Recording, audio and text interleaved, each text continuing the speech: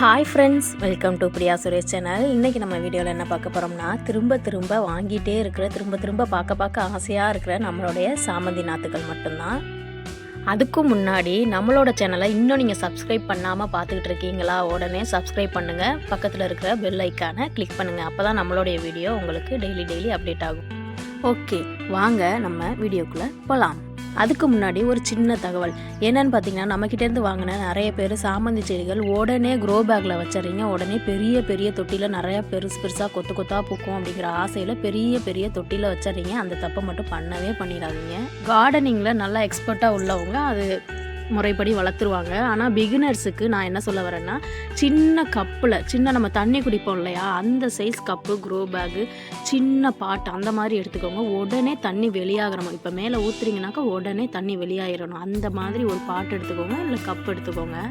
நம்ம பாட்டுக்கு ஏற்ற மாதிரி 50% ஆற்று மணல், கொல்ல மணல் ஒரு 25%, தொழு உரம் மீத உள்ள 25%க்கு போட்டுக்கோங்க. நல்லா கலந்துக்கிட்டு நம்மளோட சாமந்தி நாற்றுக்களை கவர்லேருந்து தனியாக எடுத்துட்டு அந்த கோகோ பித்தோடைய கீழே கொஞ்சமாக எப்சம் சால்ட்டு போட்டிங்கன்னா நல்ல வேர் வந்து ரூட் ஃபார்ம் ஆகிறதுக்கு எப்சம் சால்ட் ரொம்பவே ஹெல்ப்ஃபுல்லாக இருக்கும்.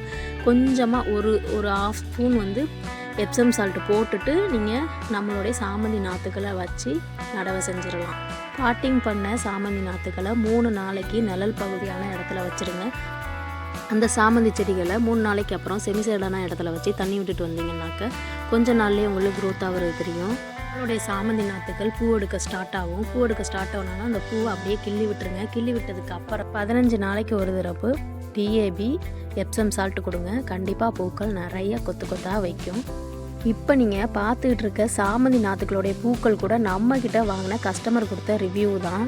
1 இல்லை 2 இல்லை நிறைய பேர் நமக்கு ரிவ்யூ கொடுத்துட்ருக்காங்க. ஒரு சிலர் அழுகிடுச்சு அப்படின்னு சொல்கிறதுக்கு காரணம் என்னென்னா, நீங்கள் நிறைய தண்ணி ஊற்றிருப்பீங்க, பெரிய பாட்டில் வச்சுருப்பீங்க. நான் சொன்ன டிப்ஸை யூஸ் பண்ணி பாருங்கள். கண்டிப்பாக உங்களுடைய சாமந்தி செடிகளும் நிறைய கொத்தாக பூக்கும்.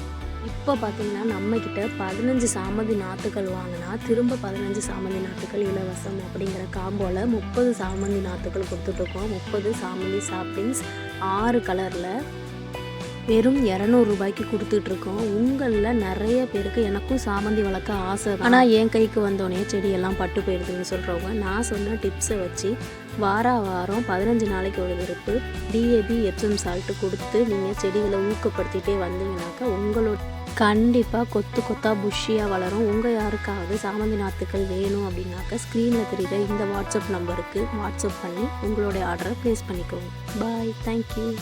நெக்ஸ்ட் வீடியோவில் சந்திப்போம்.